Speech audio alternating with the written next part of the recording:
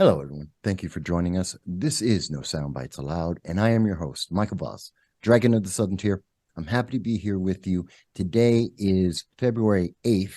It's the afternoon, and I have a wonderful guest that's here with me today.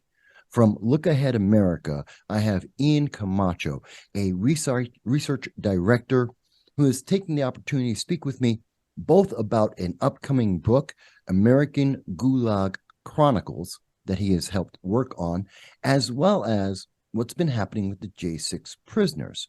It's an issue that's been up in the air since 2021. We've seen it back and forth in the media, but I don't think many people really know some of the experiences and the data and information behind it. And we're going to try and get a little bit more of that today. Ian, I thank you for joining me today. I know we don't have a whole lot of time, but I thank you for every moment you're going to give me. First, I want to start off with, I know you work with Look Ahead America. I've spoken with Matt Brainerd, who is your boss there, but this was organized completely separate of him. This is about the book and your experiences, but what do you do for Look Ahead America? Sure. First of all, thank you for having me on your program, Mike. As far as what I do, my title is the Director of Research with Look Ahead America. Just to get a little bit of background and tying in J6, I actually met Matt when I went to DC to attend I guess what would be the final Trump rally as president on January 6, 2021.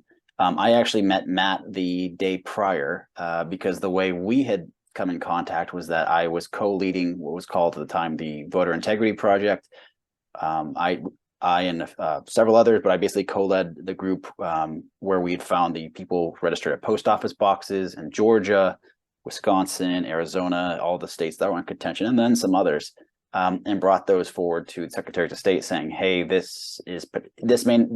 wasn't enough to overturn the margin of victory in the presidential campaigns, but it was enough to say, this may have affected some local races and some county and state races. You should probably not certify based on that. And you said even if these are some false positive, like there's still a lot in here that need to be looked at. So that's how we got involved. Since then, those things have been cleaned up. But yeah, so when I went out there, I was actually, funny enough, I was let go from my prior job. They said it was due to, I don't know, they gave me some BS reason. They said it was something like being a Republican in public. Yeah, basically that's what it was. They didn't say, they gave me some BS reason. I think they said it was like inappropriate comment or something like that. And I had literally just gotten a bonus, 5 days before for end of year performance. And I was like, really? Like I wasn't showing up late. It wasn't my performance. They said, no, I think I said something to a client. And I think they used some whatever. I was like, okay, fine, whatever. So I was like, hey, Matt, I'm available. And I consider myself very fortunate that, I was in that position. I met Matt. Something told me I had to be out there. And I was hired as a contractor. I've been now with Look Ahead America for 2 years. But I know many other people who went to January 6 have had it far worse in terms of being arrested, losing their jobs, losing their homes, like basically just having their lives destroyed. And I've been working to make sure that, these people see actual justice in terms of like, look, if someone did do something violent, they should be treated accordingly and no harsher than that, deserves, right? But and we're going to presume innocence until, it's shown that they actually are guilty of something, but we should, give these people, their Sixth Amendment right of like fair and speedy trial, due process. They should not be getting abused, which is like the violation of their Eighth Amendment. We're seeing that in prison and by the guards. And we weren't the only group, but we were one of the first groups to speak out about it. We were the group that had the rally in 2021 in September. And a lot of people were really spooked about everything with J6 at the time. I don't know if you recall that. The media made this big deal about it going to be insurrection 2.0. And, they thought we were going to be like shooting people. It was stupid. And I mean, it was a peaceful turnout. Actually, nobody got arrested at the event. There was nothing like that. Even if you read the official reports, it was before and after the event or somewhere else, and they've tried to pin it, but we actually had it very well organized. And after that, we got the 4Gs, the GOSAR, GOMERT, I can't think of the term, MTG, and Gates, thank you. You said Gates. Yep. Of those four, they ended up going to the DC Gulag as a result of that, and a lot more attention came on J6. Yeah. And the way we got involved with J6 was really out of just inquiries. People were like, "Hey, what's going on with the prisoners and the people like that?" And back at when it first happened, the list of people arrested was nowhere near as long as it is now. So it kind of started as a small project. So let me step back 1 second. Actually, let me ask, because people will wonder, what do you do as a director of research in regard to the J6 in general? What is some of the things that you would do? Is it looking up government data? Is it looking at arrest reports? Is it, well, what is it? So yeah, so my title, I mean, that's the title. Like, I actually oversee volunteers. We have a fantastic volunteer whose name is Erin LaCroix. She does great work. She heads up a lot of the J6 work. We also have some others named Terry Geyer and Stephanie Stevenson. They do a lot of work where they're looking up arrest reports. Like you said, we use all kinds of sourcing, and we try to go to the original cases. And we also try to contact the actual J6 prisoners or arrestees or their families and verify, because sometimes the Department of Justice doesn't put that data out there. But we basically get our information from all over the place, whether it's social media, whether it's direct, things like that, and we corroborate it before we put it up there. So we actually have the most expansive and pretty much the most accurate database that's out there for the public right now. I've actually looked at your database before I spoke with Matt for a couple of years now. It's been that long. Yeah. And I've looked it over, and I do independent verification. It's always believe but verify. And I've done my work on that. And I found your efforts to be excellent. I mean, it's just right on the mark, and some of the best information that's been out available to the public. Thank you. But that brings up a question. And I think it's kind of central to the book. I think it's kind of central to talking about J6.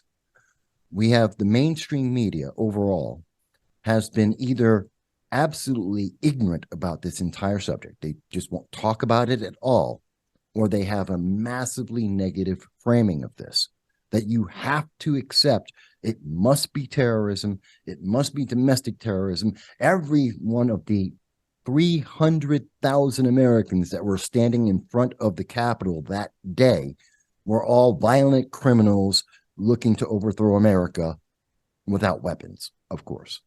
And Yeah. in fact, on February, you may have seen this, on July 28th of 2021, PolitiFact came out with a ruling saying that all of the J6 prisoners cannot be considered political prisoners because they were violent. What did they say? Because they were violent. Well, that's not true. Yeah, they were not violent. There were some, but not all. Their literal second section is the violent acts. Let's start by dispelling the notion that armed insurrection was merely a political protest by trespassers. This is the exact quote from Politico.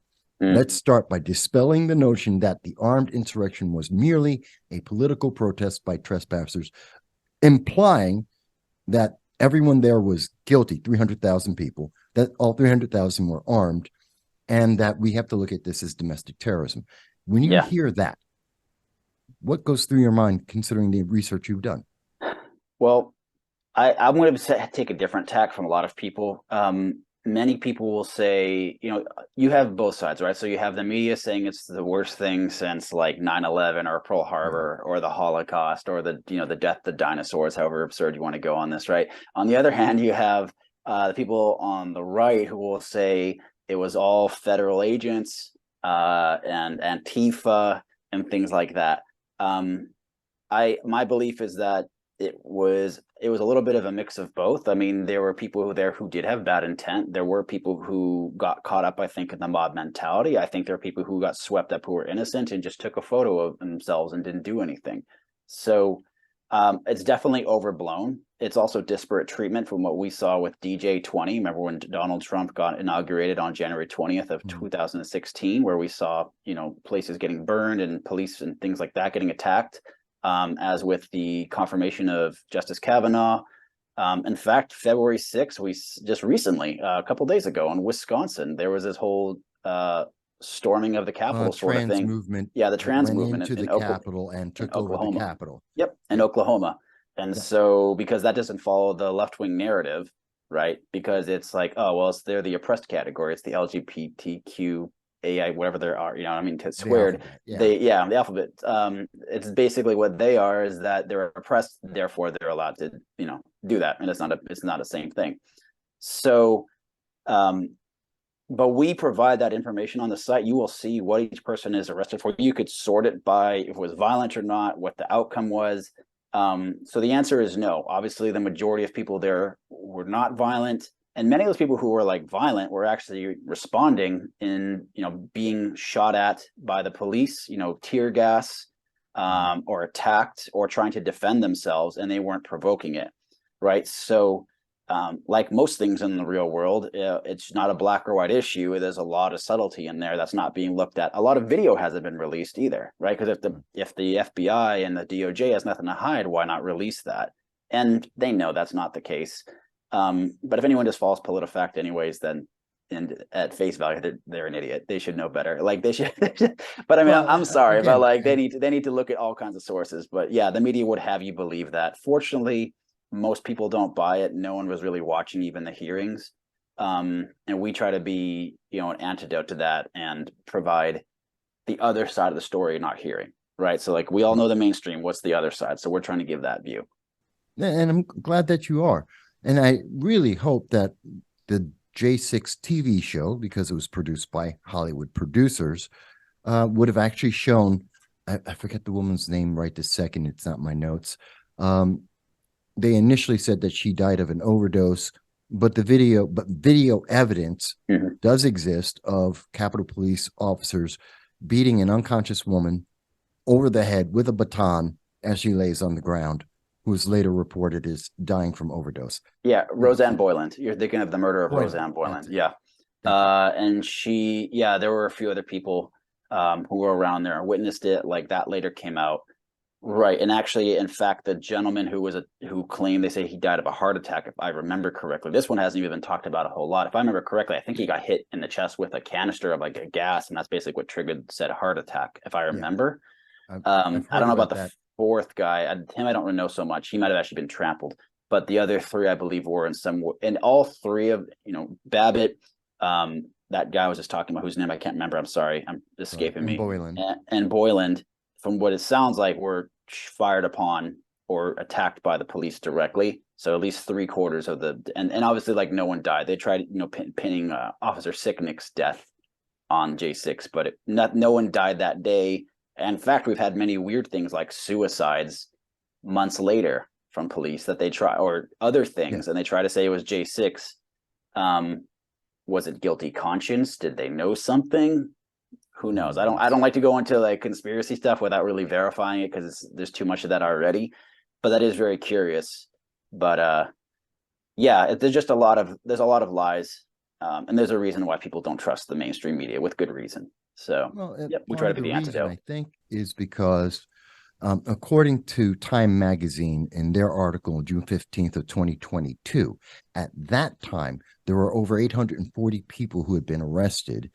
Of those 840 people, several hundred, they don't even know how many, are still, after, at that time, 17 months at this moment, based on what I can tell, the numbers have increased even more than that. And we have at least several hundred individuals that have gone 2 years in prison without charges. Yeah. Without a trial, without anything. In fact, the most recent person, according to the United States Department of Justice, their capital breach cases, the most recent that I can find, individual who has been detained or arrested for the January 6th happened on February 6th. Yes, 2023. I believe they all do have charges. It's just that they haven't had a formal hearing yet, or they haven't, or they even necessarily have arraignment. But they're being charged and indicted and that kind of thing. That's why they're being held. right? But it's but you're right. It's Well, let me absurd for some clarify of the that. yeah. Let me clarify. When I say they haven't been charged, if you haven't been arraigned, Yeah, that's not a charge. Until right. you have the arraignment, that's when you have your formal charge presented, and you get to make your defense at that point. Sure. Right. Now we're getting to the weeds like indictment. But yes, you're right. It's Yeah. like, but they're being held for like a ridiculous for a very long time. There's a number of prisoners who, if you look up on the our database, that do not have violent charges, such as things like parading, right, Mhm. or disturbing the peace, or things like that, like or trespassing. Right. So they're basically having their lives ruined. They're going to be bankrupted and things like that. So, it's funny. I've had leftists say, well, they're not political prisoners because they haven't been like charged for that. But then it's funny. I like to throw the leftism back in their face and throw Wikipedia at them. I say, look up the definition of political prisoner. Even on there, it states that you don't necessarily have to be charged with the reason. They don't charge you with the reason you're actually being held. No, They give you right. some other reason. But one thing as we see is disparate treatment. And you mentioned people who were arrested at the time. Apparently, FBI or the DOJ, I believe, had said something to the effect of that they still have 1,000 more people they're planning to arrest. So we are maybe at the halfway point. I think their goal is to arrest 2,000 people, if I'm not mistaken, give or take. And that's, not to get too much. You mentioned the book much earlier. That's a lot of what the book American Gulag Chronicles goes into. Mhm. Just to be clear, I had no part in actually making this book. I didn't, write it or compose it. Right. But I did go to the January 6th solidarity rally that Ned Lang had, put together, as with a number of other J6 families, to stand solidarity. There was a number of speakers there. I ended up going, and in the process, when I was done, I met Marie Goodwin, who's the mother of Daniel Goodwin, who's one of the people who's arrested and held in prison at the moment. She had mentioned the book, and at the time I didn't really know her. I didn't really know what she was looking for. I was like, oh, okay, cool. Like, we kind of had information, and I just, what was I going to do with it? I thought it was a great idea. And she mentioned that she had a publishing background. What she didn't tell me is that she also had, I think, over 650 pre-orders. So meanwhile, like, fast forward a little bit later, we actually had another person who had been arrested. He was not a prisoner, but he was on probation, and his probation just ended this past weekend, Richard Barnard. And if you listen to our podcast, you can hear him give his story. His probation, his case is 100% clean. He's fine. He was on, I think he was on social media. I think he was on Truth Social. And, because I usually find people through Gab, Truth Social, or Twitter or whatever, and just say, hey, you want to tell your story? You want to hear your side of things? And I saw him chatting with a woman who's a publisher. And I said, hey, I see this book that Marie Goodwin has in this, and you like to do things that are kind of in this vein. I had her on one side, Richard had the publisher on the other side. We kind of put them together, and it happened, which is great because they've been trying to make it for over a year. And so I get no commission or percentage out of it, no money whatsoever. All the money goes straight to the prisoners. And from what I understand, through Marie Goodwin, and the details are in the book. It's a really great book. It's actually a pretty long book. It's got like 150 pages or so. It's really nicely done, very professional. I recommend people, if they're able to afford it, ordering a copy for themselves, sharing with their families so they could see, but also perhaps putting it in their school libraries or local libraries so people can see that, because they're only going to see one side of the story, and people should really realize that these are human beings, and that stuff is just, it's a shame that that the left has become what they used to fight against. And even when we have jobs for J6, which is another thing we do, they basically like mock the idea of trying to get people back reintegrated into society, and that's something that the left used to be all about. Well, So yeah. that's one of the things I found interesting. And by the way, you mentioned the podcast. I will have it up on the screen in the final edit, but it's the Political Prisoner podcast, I believe you're referring to. Is that correct? Yes, the Political Prisoner podcast. Yep. Okay. And I will have the link for that up in the final video.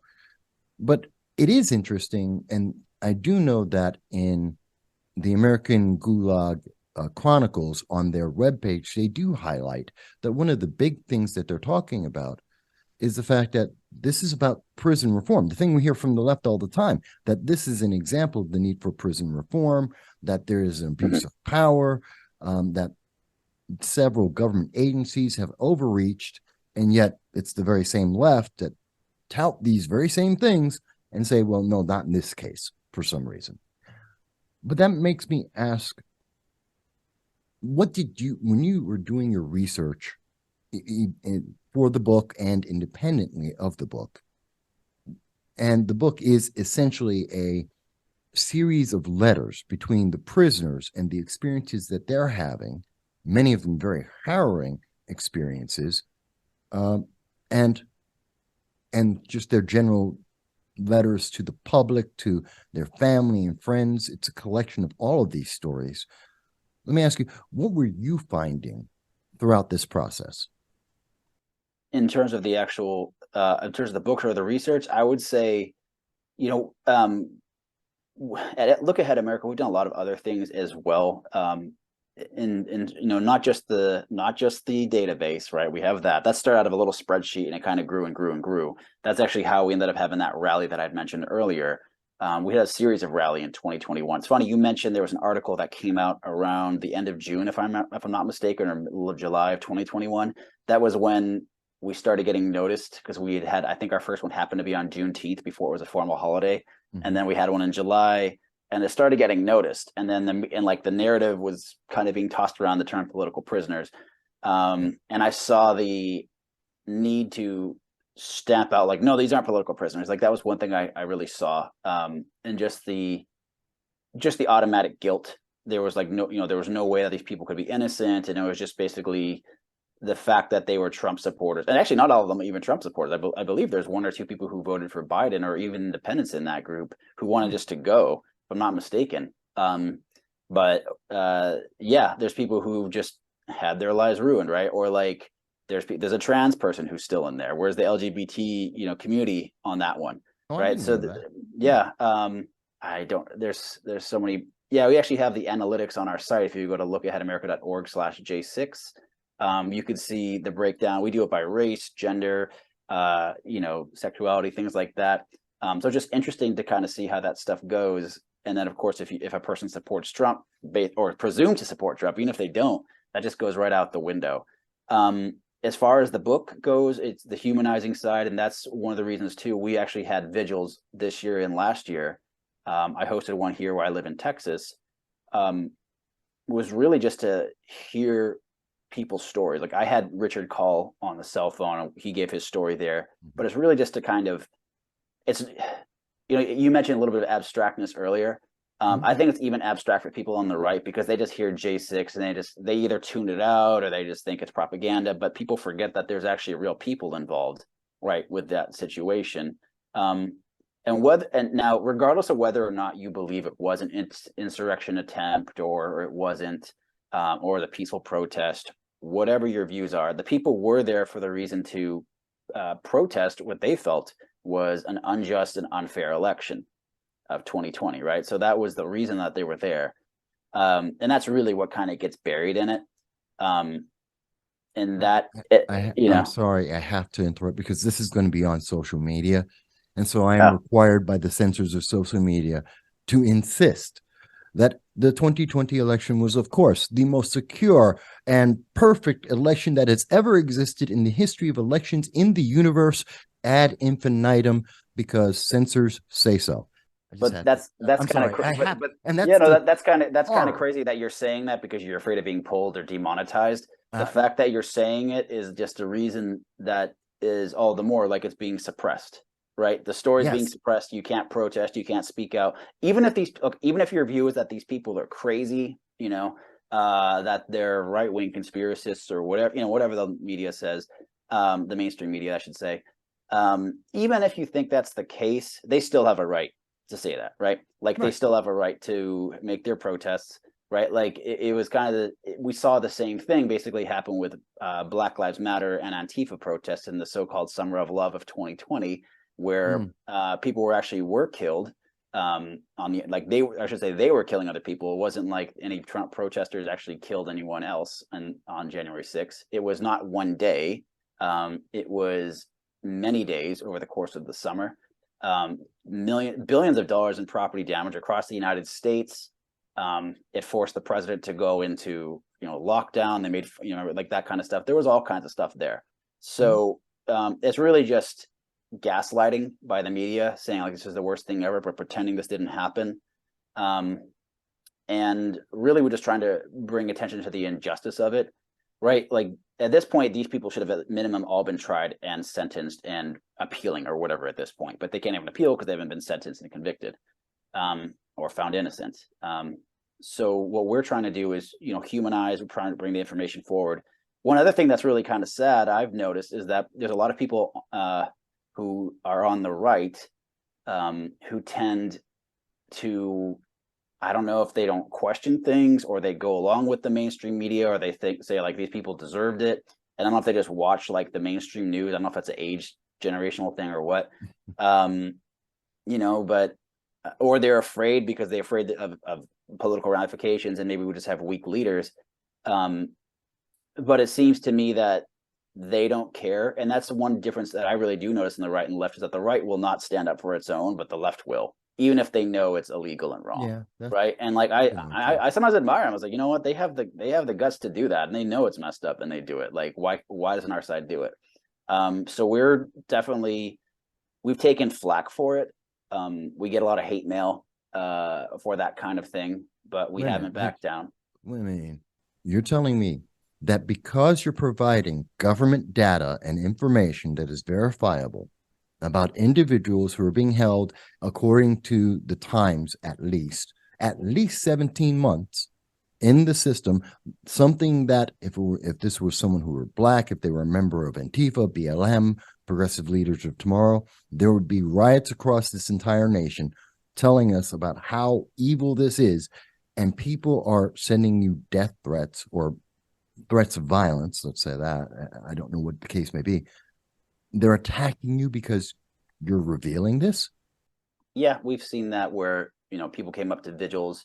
I've been fortunate enough to have that happen. But people have gone to vigils and attacked some of the people there. Like New York was one. We had that when we did in 2022. We get emails that are just nasty all the time. We had someone who sent a fake hate hoax mail, about supposedly from us.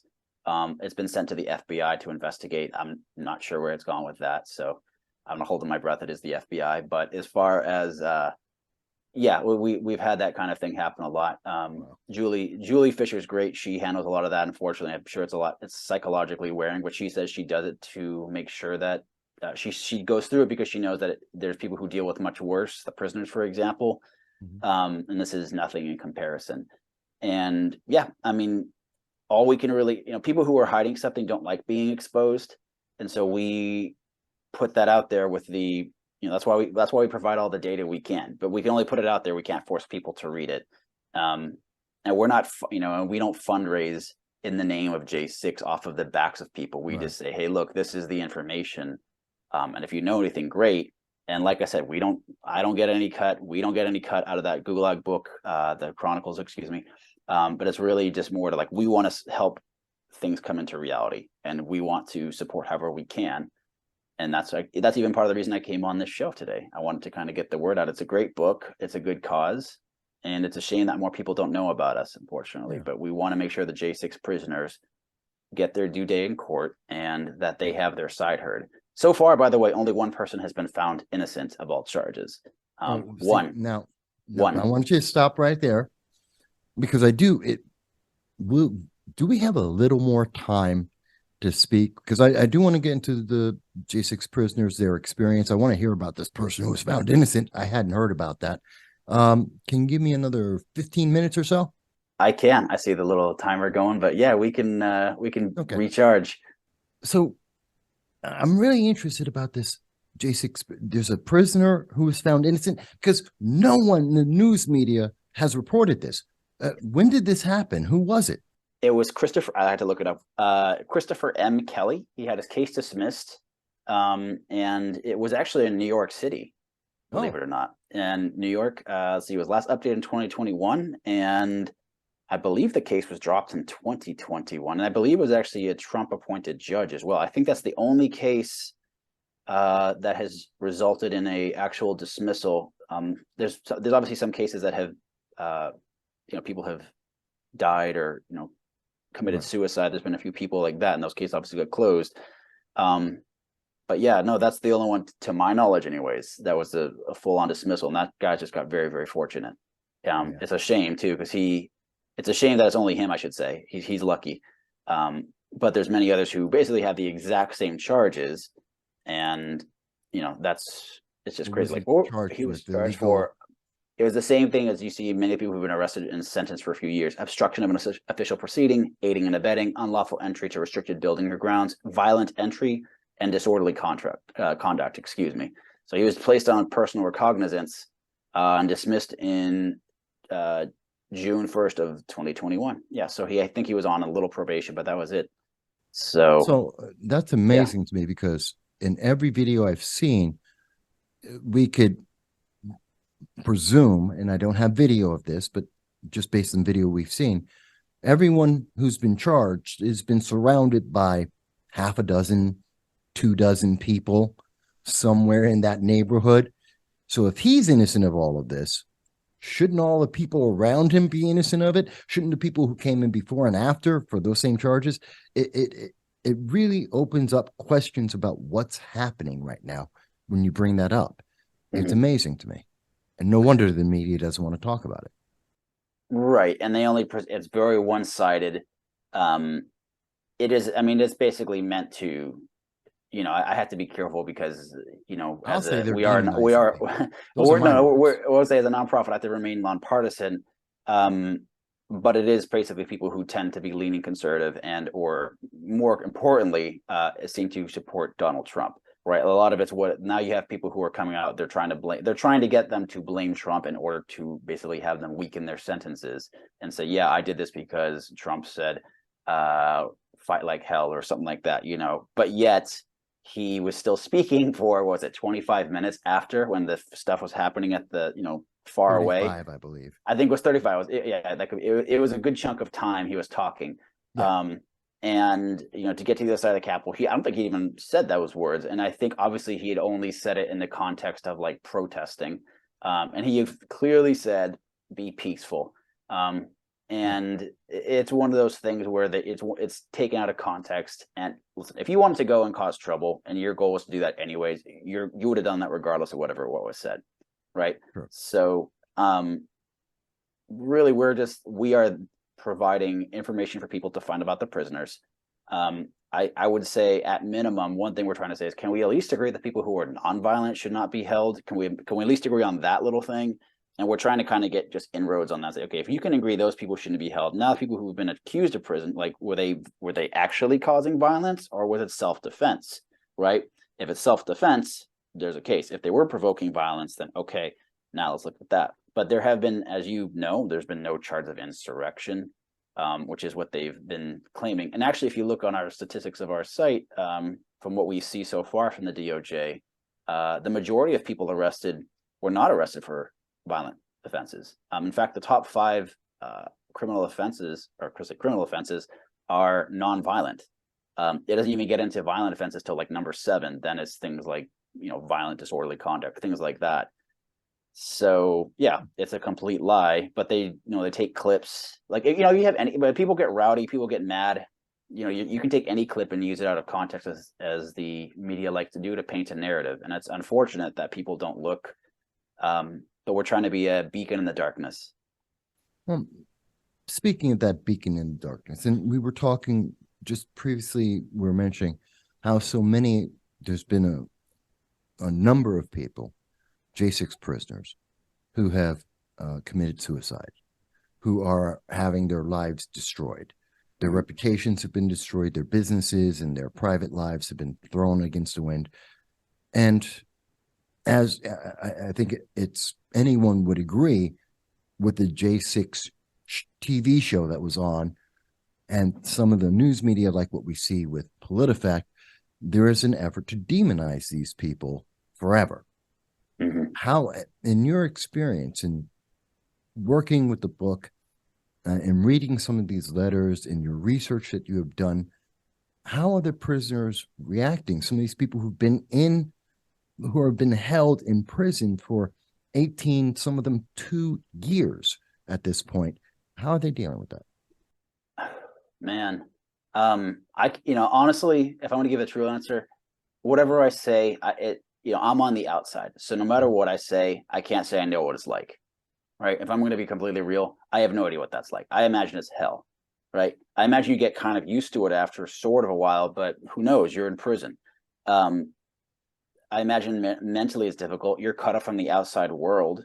You're only really informed what you hear from your attorneys, from your family, and then I guess through other prisoners there, and I guess the guards. I know there's been cases of abuse that have been reported. And not, by the way, not all prisons are the same, right? There's the one that's in DC, which is known for its horrible conditions, but there's also prisoners who are not held in DC. There's prisoners who are held in their own states. And yeah, and they're basically held in like maximum security or very high security, or often in solitary confinement. My thought though is that, I at the beginning I didn't used to say that I went to J6. I used to shy away from it, and I kind of like came out about it in public on when I went to the Solidarity rally, because I was like, look, it's not a crime to say you attended the rally.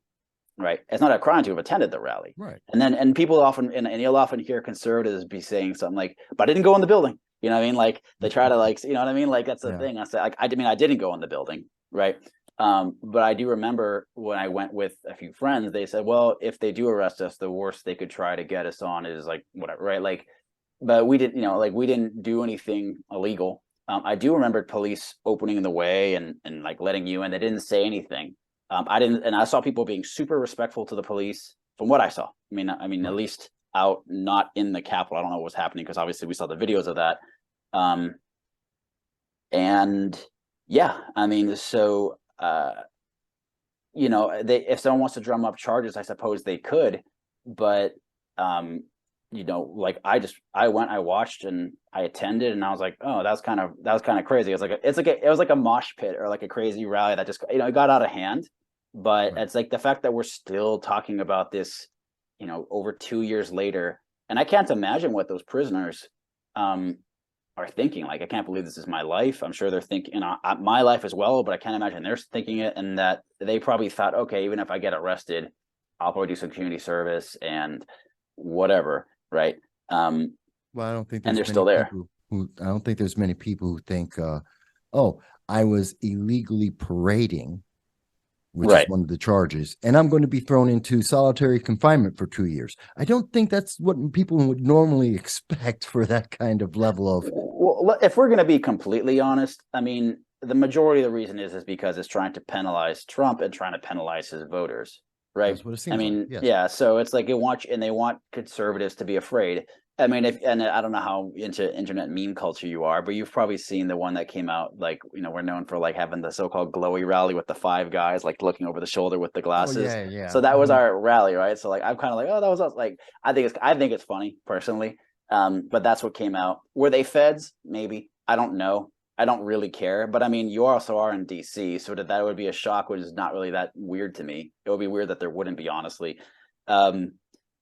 But there was so much fear pumped into the media at that time. It's still there.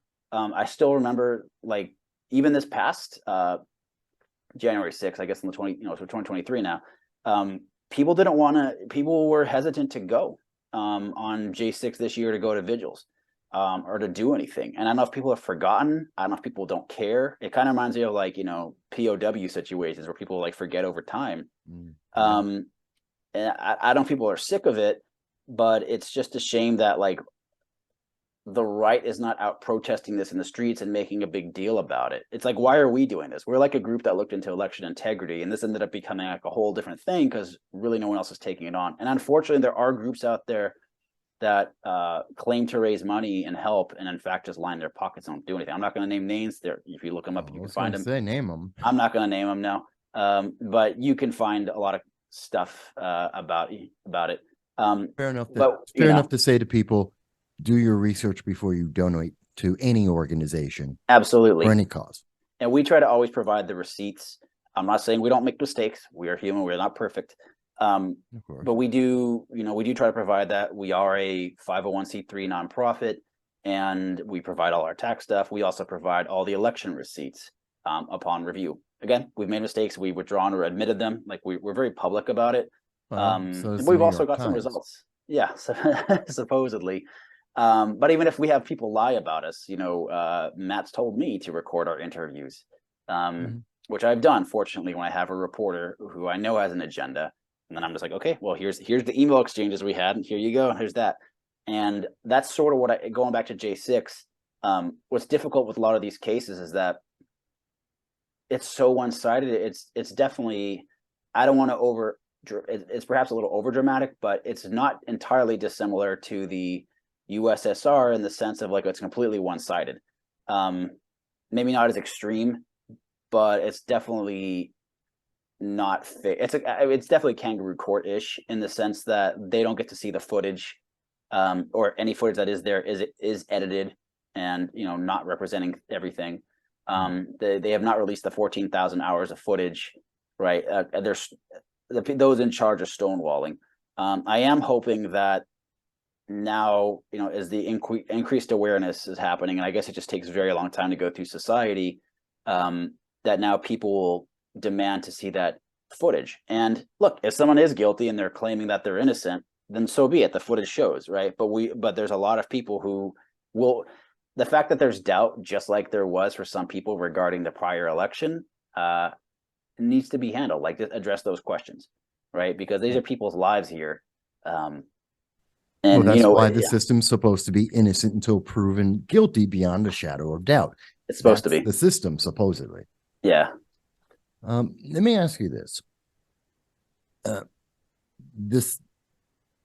I can't imagine. I've never been in prison, so I can't imagine what it is, not only just to be in prison, but to be in solitary confinement for years. I can't imagine that. And I would imagine that if you've had contact with the prisoners in reference to the book, or you've read the letters from the book, which the book is a lot of those, how are they dealing, and are they aware of the disconnect from the American people, apparently, overwhelmingly, to their experience? Are they aware of that? Does that come out in the book, to your knowledge? That's a great question. I think that's one of the concerns I saw in the book was like, please don't forget about us. Is one of the things I saw a lot. And also that many still felt like righteous, I guess for lack of a better term, is righteous indignation. Like, hey, it's one thing if you're guilty and you're arrested for that, like in your heart, like, yeah, I know, like it was wrong of me to do this. And some of them say like, okay, maybe I got caught up or something, but I wasn't there to destroy or overthrow anything. In fact, there were some people trying to say, hey, wait, this guy's smashing something, and that the person who's stopping him is the one who gets arrested, not the, what I'm saying?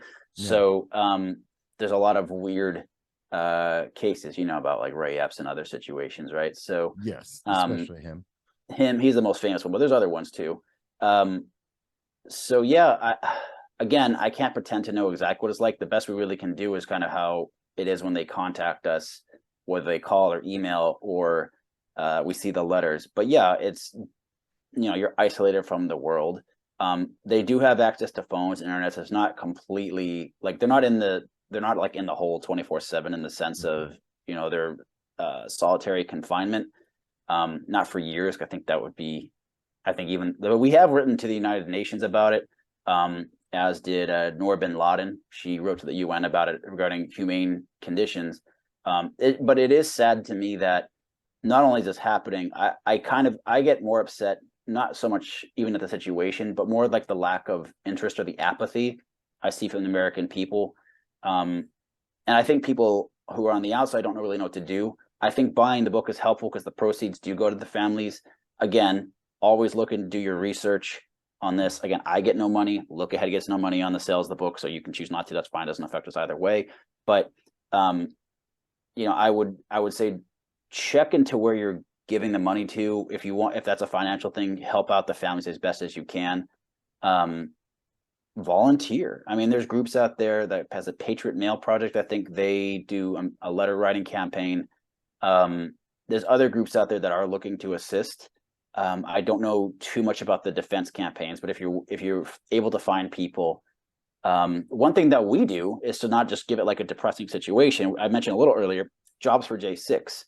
So what we're doing is offering jobs. Well, basically, we're not offering jobs, but we are basically a an intermediary, kind of like I did it with the book, right? Okay. So if you're a family member or you're an arrestee or formerly imprisoned and now you're out and you're looking to get a job and get back integrated into society, right? You have this stigma and this cloud over you.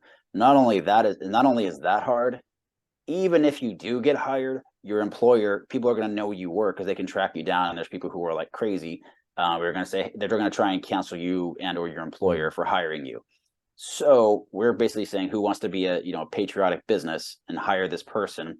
And actually, for the business, they usually get credit too because someone's marked as a felon or something or criminal history. It actually is a benefit to the business. But essentially, someone who's willing to have the guts to stand up and say, "I'm going to take this person on." We'll keep it anonymous. We don't announce like, "Oh, this person's been hired through such and such," right? But we're basically giving them dignity back through work. It's a job, it's to help, or it's to help the family if it's not necessarily the prisoner themselves. Can I ask Yeah. how many is it possible to know how many people were put through this, were helped in this manner? It's If you can't say, it's in the double digits. I won't say it's like it's not hundreds or anything, but it's not like one. It's in the double digits. I'll put it that way. Like probably a little over. I'd say I'm not as detailed now. I want to say it's around a little over a dozen or so, if I'm not mistaken. But I can get back to you on that for sure. But yeah, it's a number of people. And we also do ask people, it's not so difficult to find the people who are looking for the work or their families, right? There's plenty of those we're trying to help out because we're trying to say, what state do you live in? What do you have a background in? Things like that. But we are also trying to find businesses or people who are willing to stand up and help hire somebody. So yeah, so I mean, it's one thing to talk and share and like things on Facebook or Twitter or whatever. It's another thing to actually kind of put your money where your mouth is. And honestly, you would get obviously a chance to interview and speak with them and say, hey, they tell their story. Kind of related, we actually have a guy who was on our podcast as well. His name is Brad Ruckstales, if I'm pronouncing his name right, or Ruckstales. A lot of the analysis, if you go to the Look Ahead America, j6.lookaheadamerica.org/j6, a lot of the analysis is actually from him. He did data programming and software. So you'll see a lot of the charts came from him. He actually had to basically sell his share of his own business that he founded because the investors were, kind of cold feet thing. And they said, look, we'll buy you out or whatever. But now what does he do? Right. Because he's connected to J6. Right. And he didn't, and like I believe his interview's coming up, but I think he even spent, was it because COVID was like the excuse? So I think he spent 4 weeks in solitary or like total. He had 30 days sentence. So it was like 2 weeks in, 2 days regular in prison, and then 2 weeks back in to go out kind of thing. Right. So he was only really like on the inside really for like, 2 days. And he was in I think a medium or low security thing. So it wasn't like, and he had to sell his business. It wasn't like he was like shanked or anything, but it was still, still scary, right? I mean, you're still in there. And he had to sell his business, but he's got watch post analytics. We use his work. His stuff was nonviolent, so he would be a great person, right? I'm going to promote one person there, but there's other people who have all kinds of backgrounds. And again, for the overwhelming majority of the people who were arrested, many of them have no prior arrests or criminal histories, right? So we are trying to give more or less a second chance. We're trying to reintegrate people into society. And yeah, there's only so much we can do, right? Like we're an organization, we can't do everything. Right. But we do try to, like, money is one way, but like helping other people through dignity of work. And I think just kind of exposing what's out there. We're punching a lot above our weight trying to make it happen, but it is nice to see it happen, help out people as much as we can. Yeah, it's hard to fight the entire left-wing news media and their let's be honest, billions of dollars and tens of thousands, if not hundreds of thousands of employees all pushing a message because you never hear about the prisoners themselves. All they say is J6. Mm-hmm. They're just J6, but they never actually talk about the people. And that's really, and I think that's one of the reasons why, it is one of the reasons why I was interested in talking about the book, talking to you, talking about this subject is because at the end of the day, these are people. We're talking about people's lives. We're talking about the justice system in America. We're talking about the rule of law and its human consequence. And we just don't hear about that because the J6 show that was done by certain members of Congress, produced by Hollywood, had no consequence of humans there. Just you're demonized, you're a bad person, how dare you, and don't question it. And I think that's evil. That's to me that's an evil thing to do. Well, that's why, you know, I get concerned. It's very easy to be like very doomer or black pilled and say there's no hope and like we're just lost and this is the downside of society. And you know, like you know, history is full of this kind of stuff, and the United States has gone through bad stuff as well before. I'm not trying to abstract it. We are trying to humanize, and that's why we provide the prisoners, political prisoners podcast, excuse me, so where people can give their story. We do have the database. We have all that kind of stuff there to like kind of give a little bit of the abstract and the figures. And so, hey, wait a second, this doesn't really match up with the narrative because they're saying this, but even that doesn't show out. We try to give aid as best as we can. But I hear you, man. It's frustrating with the lack of what seems like the lack of justice. Kind of a little pivot, not off of J6, but I do work with election integrity material, and I do submit cases of people who seem to be ineligible to have voted in this state, right? And they voted because they were registered elsewhere, or it looks like this person double voted. And some of those are false positives. Sometimes like, oh, that was a mistake. We actually gave the guy credit, but he didn't actually sign it. Our guy checked off the box and he got in the system, and they fix it, right? But sometimes it's, you know, now I'm only hearing back now, from 2 years ago when we started to submit stuff. Or, you know, in Georgia, they had like the State Board of Elections yesterday. They only completed complaints filed in 2020, and now they're moving into 2021. I think I didn't start really filing things until mid 20 or late 21 and then 2022. Because I know, like, you know, you hear the case numbers where they say, you know, things like that. So it's basically like 2 years behind. So there's a glut of stuff. I'm hoping that maybe as less, I hate to say it, but as less with 2020 is talked about, maybe things will kind of move through the system better.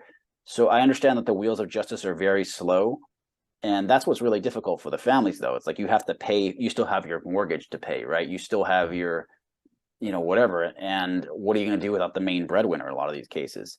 So, yeah, I mean, really the best you can do is really just try to, you know, hear about what they're going through, look into their stories. We don't, you know, we formally, because we're a 501c3, we can't formally endorse a particular person, right? But we do say, here's the information where you can find on like this person's you know, whatever page, like here's how we got their data, and if you want to reach out to them directly and fund them or help them, you're welcome to. Right. So yeah, like we don't raise a dime up. You know, people have tried to accuse us of that. Like, no, all the money that all the money we ever raised for anything like as a rally, like it's gone to the expense of that. But we try to bring attention to it, and it's frustrating that a lot of our own side shoots it down. But I'm hoping through this conversation, and perhaps others, that more will know about not only our work at J6, but also the work of others, such as the American Gulag Chronicles book and other stuff that's out there. It's just we're fighting, like you said, a multi-billion-dollar industry, and frankly, propaganda to, you know, cut through the noise. But you know, that's kind of how a lot of this stuff goes. You know, like we're definitely the little guys here, and we're not always everyone's friend, but you know, I'm willing to be corrected and change our information if we're wrong. But it's like, take a look at the data. Where's our mistake, right? So we got to have the conversation to find out, right? We got to look at the details to find out what's going on, which is not the environment we find ourselves in. And I think that's upsetting. It's as upsetting as the fact that I have to dance on my words to express my opinion on my political commentary channel of 17 years because some stupid censor doesn't like the way I say something. It's you'd be amazed how many times I get strikes. It's crazy. I wouldn't be surprised, like, you know, trying to get you on if you're on YouTube, whatever, monetization or things like that. But it's, you know, it's funny that you had to even kind of give that little you know, tongue-in-cheek kind of disclaimer thing. But it is, you know, I think it's one of those things, like if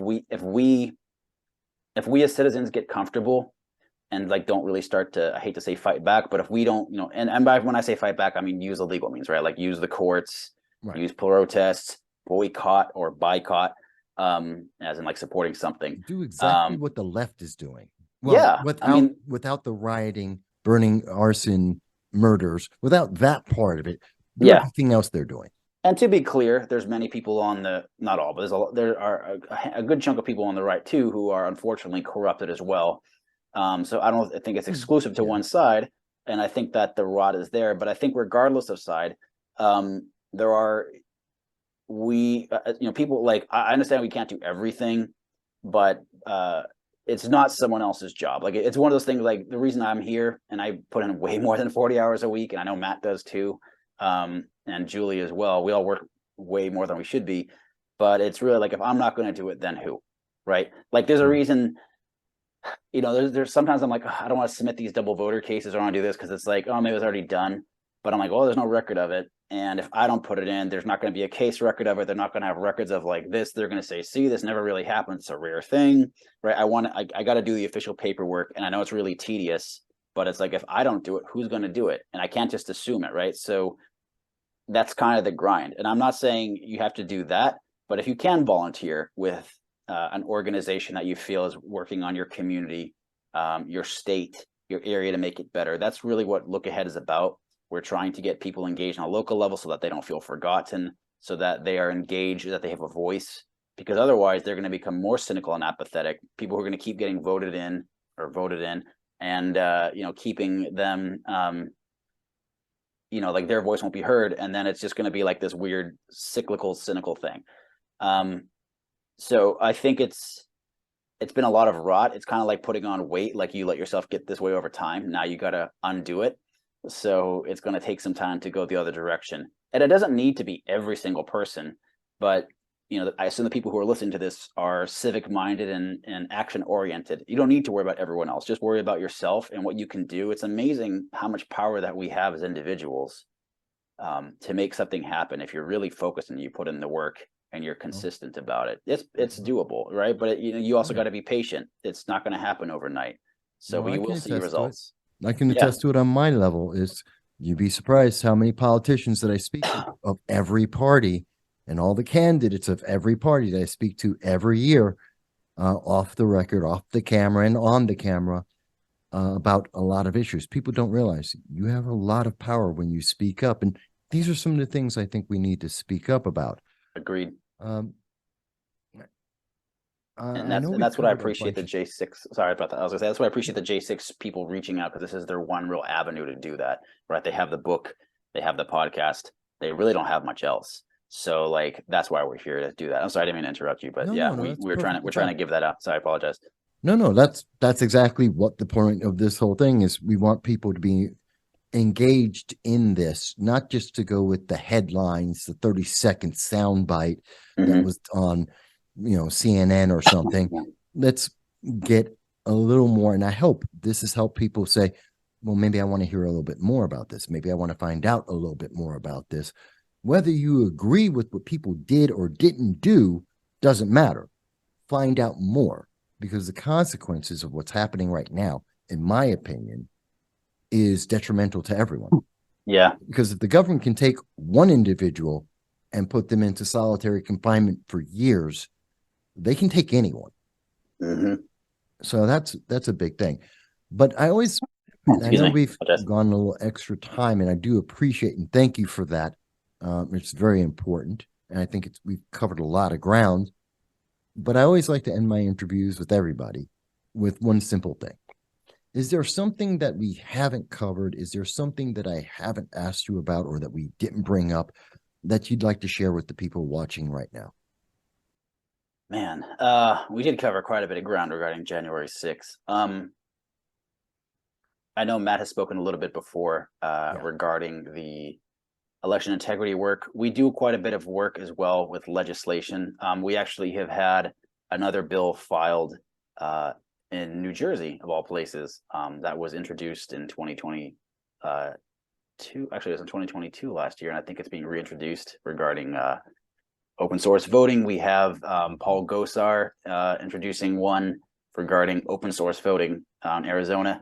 And we also, so we do push our volunteers in a number of states to try to speak with your legislators and get things introduced. So you can make it happen. You know, you just got to have the conversation, and we provide those tools. Sorry, dude. I've been talking for like a bit, so I'm a little That's dry. all right. It happens to me all the time. I know how it is. I do 5 hour videos with me talking just by myself, so I know Nice. how it gets. But I do want people to look ahead America, check out what you guys have been doing. I want people to look at American Gulag Chronicles. Please check out that book. Look into the subject of the January 6th prisoners as human beings, as a matter of, what do they call it? Case history, not a precedent in our government that we need to change for our best interest.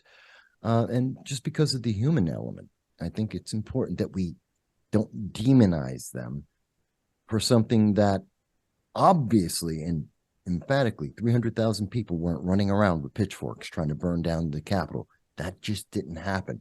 Why are we treating them like they did? So I do, Ian, I want to thank you for taking the time to be here with me today to hit on all of these subjects and to raise the awareness on so many subjects. And I hope that people will engage in this and find out more. And I will have a link to Look Ahead America in the final edit that I'll be showing on the screen. And yeah, the people are able to volunteer as well. We have lookaheadamerica.org/volunteer.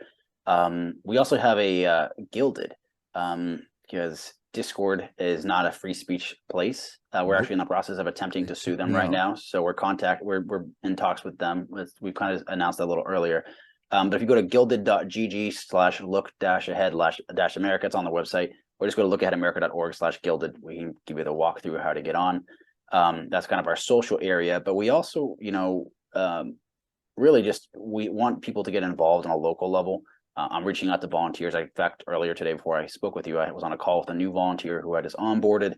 And yeah, I mean, also the work we do is not free. I mean, I should be clear, like the work that we're doing with J6, we're not fundraising in that name. So I want to be very, very clear on that.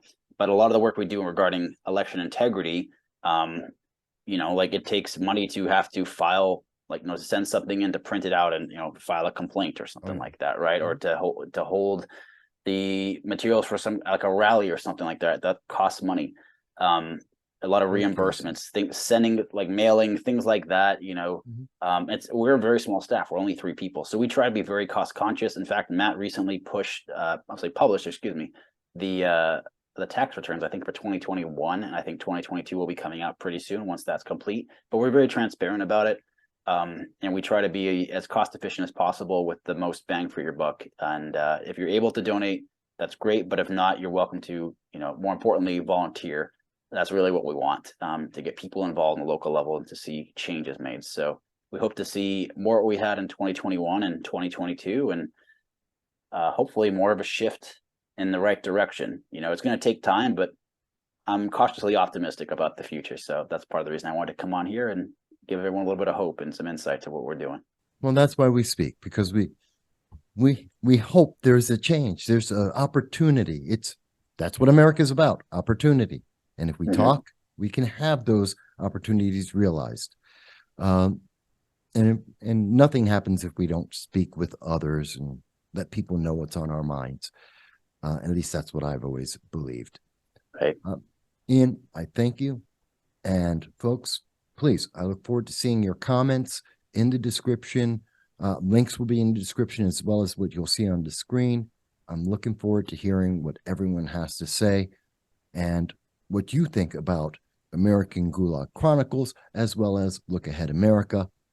Thank you. And I'll be back with you. Don't forget, every Sunday, 2:30 p.m. Eastern Standard Time, my live stream. It's with you to hear what you have to say from around the world. Join us, and I'll talk to you soon. Thanks, Mike.